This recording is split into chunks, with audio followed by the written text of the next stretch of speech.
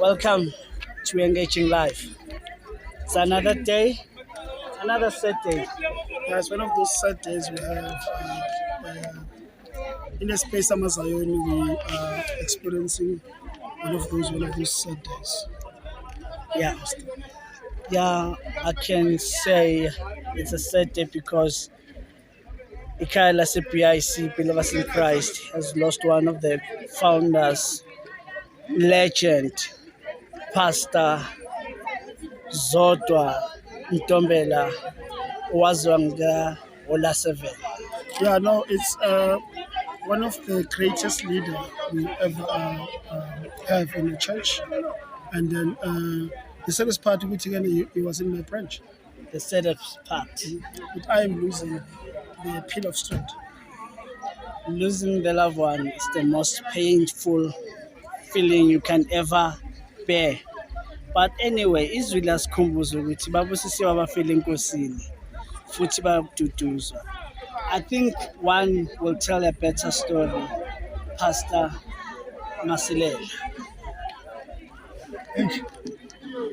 Ubuhlungu ngempela ngibeka ngesizulu ngoba bafiki laba bayichazile ngesingisi ngibeka ngesizulu. Ugogo lona sifikele kuye, I'm the one umuntu wangimukela eBelievers in Christ. Ngoba abantu abaningi bebamusho ngendlela abamusho ngayo, kodwa kimi wangiphatha ngezandla efudumele ukufika kwami. Ngikhumbula sisevali la kwakubuthene yonke imikhosi iSwaziland isahlangene kakhulu. IDurban phelele mhlazane ngiyoyinikela. Uye nje umuntu waqala wathi hey sasathola imember ngempela.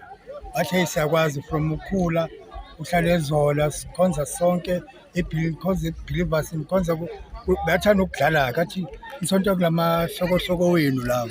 Hawu amahloko yini ngabiza yona athi yabe nisonto kumahloko bosonto kumahloko ngwazi kahle. Siye sikhulume ke na njoba sihambile manje eyisibhlungu kakhulu. Naso sontweni bekenza ukubaluleke kakhulu uma sithandaza bathanda ukuthi hola 7 athi injalo akhombe phezulu athi injalo ngingako nakusasa nje sokuqala ngawo umthandazo before sezinto eziningi nasekuseni futhi ngesonto umthandazo wakhe lokumphelezela ukuthi alale ngokuthula. Izwi kaNkulunkulu lithi ababusisiwe abafayo bafile enkosini ngokuba imisebenzi yabo yamlandela izobalandela. I think nayo ugogo imisebenzi yakhe yiyo le ayiproduceile kule bandla lesi Believers in Christ. Hallelujah, amen. One will say uPastor Mbatha ungenaphi eBelievers ase Christ our Rock of Salvation. Simple because I'm one of abazukulu base BIC abakhuliswa ugogo, so I feel more touched ngale journey ugogo sekayithabathile on her last lap, which we are on. Engaging Life Sinani, Pastor Chris, I believe ugogo njoba sebranchini yakho, you'll take us through the journey. Umbukeli nomthando walehlele Engaging Life usazoba nathi from manje till the last day lapho esubeka khona ugogo endaweni yakhe yokugcina. Yeah, no, it's all about Neslilo. Sibe ngo-7 o'clock, which is one of the services siba now Believers in Christ. One now for our man has fallen. And then Saturday sizoba nesiguqu njengoba asho Pastor Masilela, sizoqala ngo-2 isiguqu. Sihlangabeza ugogo ngo-4 o'clock. Abazalwane abase-Believers in Christ sizobe sikhona ngo-4 o'clock. Sihlangabeza ugogo. And then Sunday iservice yethu iyaqala ngo-7 o'clock. Service AM iyaqala iservice khona lana eMfulo Art Gallery opposite i5 Roses.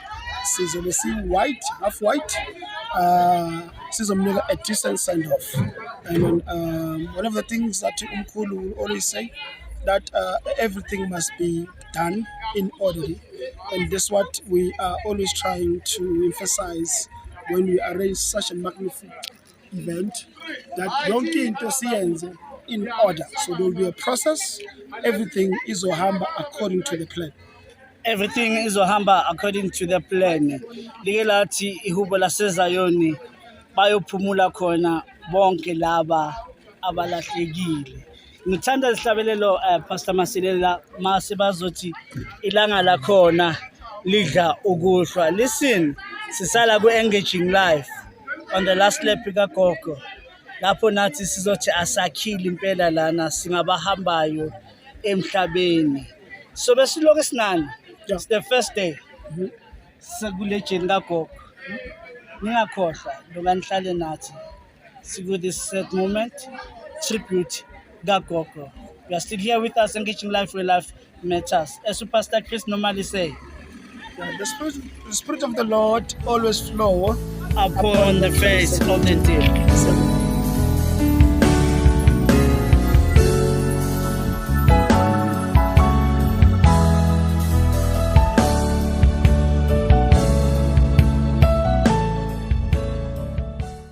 Shalom bazalwane, engaging life.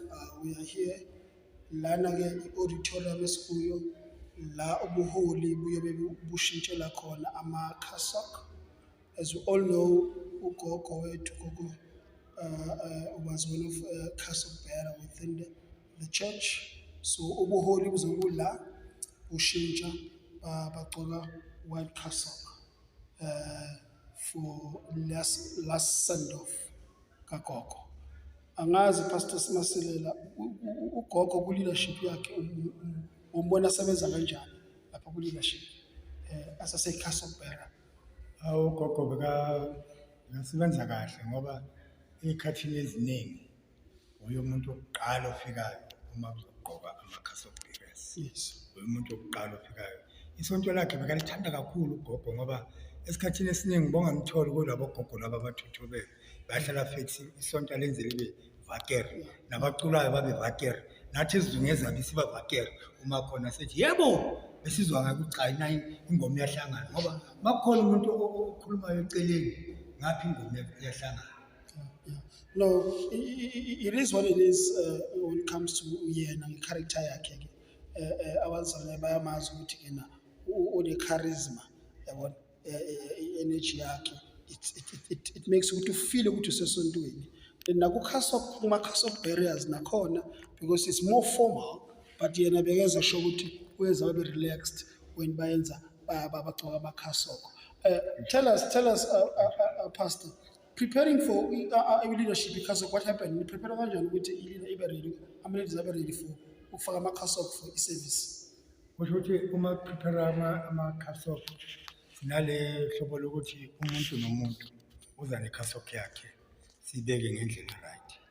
Ya ka-bishop ka-archbishop iba yodwa neka-first lady bese kuyalandela noma baphuma ngokulandelana kwabo. Angeke ukuthi usina pastor usina bishop abesemuva usina bishop baphambili kubo bishop kusina pastor ugcina ama-pastors uma bangena baya eholweni.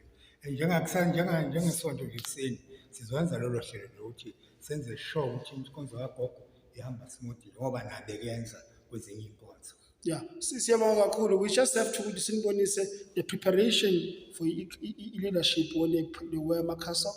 I think when time goes on izowabona during service ya Sunday if bagcoka ama-cassock ukuthi banjani, and the only reason bayenza lento because ugogo was a cassock bearer within the believers in Christ, and abokuqala abagqoka ama-cassock when i-cassock iqala ingena believers in Christ is one of the first ones to wear a cassock. Kuyasho ukuthi kena he has run a race yabona. Siyabonga kakhulu kena engaging life, more to come about i-service kagogo Pastor Ntombela. Shalom. Siyabonga kakhulu.